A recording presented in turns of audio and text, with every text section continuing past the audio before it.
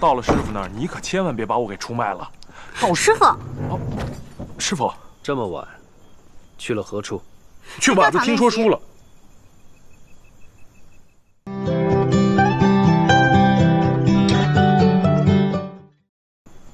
这宫里啊，也就你敢翻墙抄近道。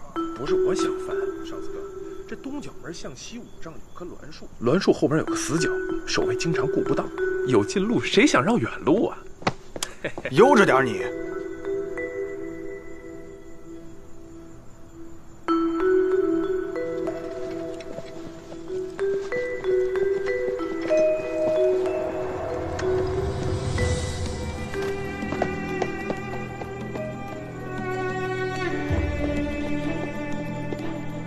站住！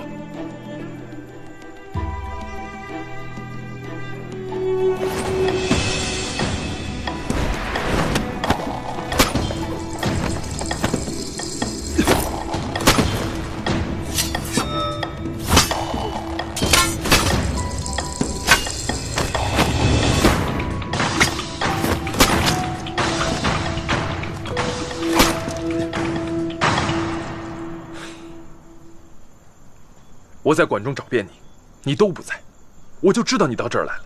今日幸好师傅不在，倘若他知道你学我翻墙来宫中，非扒掉咱俩的皮。我就是不服气啊！你看看刚来宫里这些人，公母拳脚都不如我，凭什么他们能当差我不行？海氏，师傅做事有他自己的原因，我们做的就是要服从命令。他不准你进宫，你就老实点嘛。我就想看看，我天亮就回去。喂，没有师傅的允许，不行。哥，海氏，做人要守规矩。今日我放你一马，倘若明日没有师傅的允许，你再进宫，你看我不告你一状。还有啊，这个月我的功课你包了。又我包啦？当然，要不我去告诉师傅。走了。我们往这边走吧。如果师傅一会儿问起什么，我们得统一好口径啊！记住。知道了。喂，到了师傅那儿，你可千万别把我给出卖了。师傅。哦，师傅，这么晚，去了何处？去马子听说书了。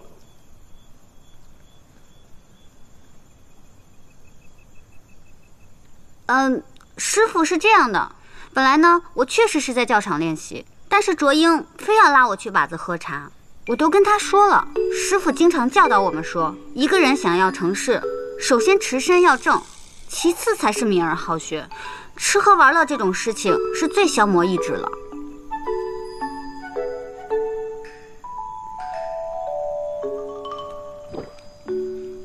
是啊，师傅，是徒儿不该在晚上带海氏出去闲逛，徒儿回去抄规矩200遍。我让小厨房做了鱼汤，放在你的房间里面，你不是喜欢吃吗？这么小的事情，师傅竟然还记得。去吧。是。师傅，那徒儿也告退了，时候不早。嗯。